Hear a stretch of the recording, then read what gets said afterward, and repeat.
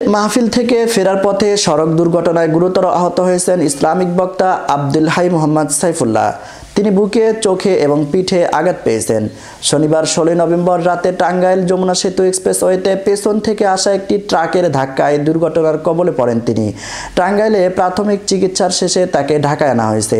রোববার 17 নভেম্বর তার verified Facebook page থেকে এই তথ্য নিশ্চিত করা হয়েছে। বলা হয়েছে, আমাদের সকলের প্রিয় দায়ী বর্তমান সময়ের সাহসী কণ্ঠস্বর নন্দিত মুফাসসির আব্দুল হাই মোহাম্মদ সাইফুল্লাহ গতরাত্রে মাহফিল থেকে ফেরার পথে এক ভয়াবহ সড়ক দুর্ঘটনার শিকার হন। টাঙ্গাইল যমুনা সেতু এক্সপ্রেসওয়েতে একটি ট্রাক পেছন থেকে আঘাত করে গাড়িটির সামনে পেছনে দুমড়ে মুচড়ে দেয়। তিনি বুকে, চোখে এবং পিঠে আঘাতপ্রাপ্ত হন। আল্লাহর অশেষ দয়ায় তার এখন জ্ঞান ফিরেছে। টাঙ্গাইলে প্রাথমিক চিকিৎসা শেষে তাকে দ্রুত ঢাকায় নেওয়া হয়েছে। চোখের উন্নত চিকিৎসার জন্য ব্যবস্থা নেওয়া হচ্ছে। আল্লাহর মেহেরবানিতে এখন আশঙ্কামুক্ত আছেন এবং তাকে পূর্ণ বিশ্রামে থাকতে বলা হয়েছে।